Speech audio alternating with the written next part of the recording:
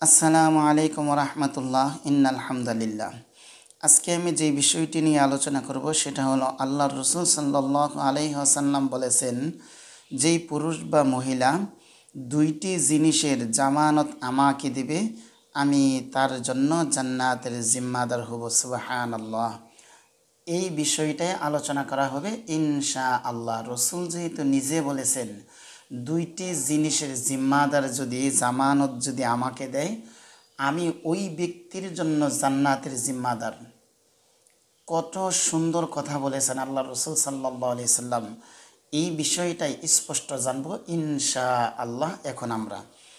এখন আমি যে হাদিসটি নিয়ে আলোচনা করেছি সহিহ বুখারী সহিহ হাদিস 6474 নম্বর হাদিস।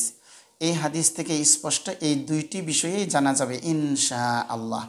সাহল ইবনে সাদ রাদিয়াল্লাহু তাআলা আনহু থেকে বর্ণিত, রাসূল সাল্লাল্লাহু আলাইহি ওয়াসাল্লাম বলেছেন, যে ব্যক্তি তার দু চোয়ালের মাঝের বস্তু অর্থাৎ জিহ্বা এবং দু রানের মাঝখানের বস্তু অর্থাৎ লজ্জাস্থান এর জামানত আমাকে দিবে, মানে জিহ্বা এবং লজ্জাস্থানের হেফাজত যারা করবে, আমি তার জান্নাতের জিম্মাদার হব। সুবহানাল্লাহ। এই হাদিসটা আমরা যদি মানতে পারি তাহলে অবশ্যই দুইটি জিনিসের হেফাজত যদি করতে পারি, অবশ্যই ইনশাআল্লাহ আল্লাহর রসুল আমাদেরকে সুপারিশ করে জান্নাতে নিয়ে দিবেন।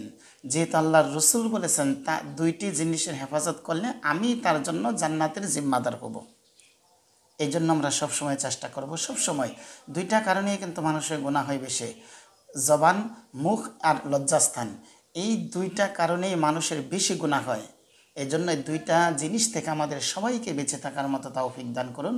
আসসালামু আলাইকুম রহমতুল্লাহি ওয়া বারাকাতুহু।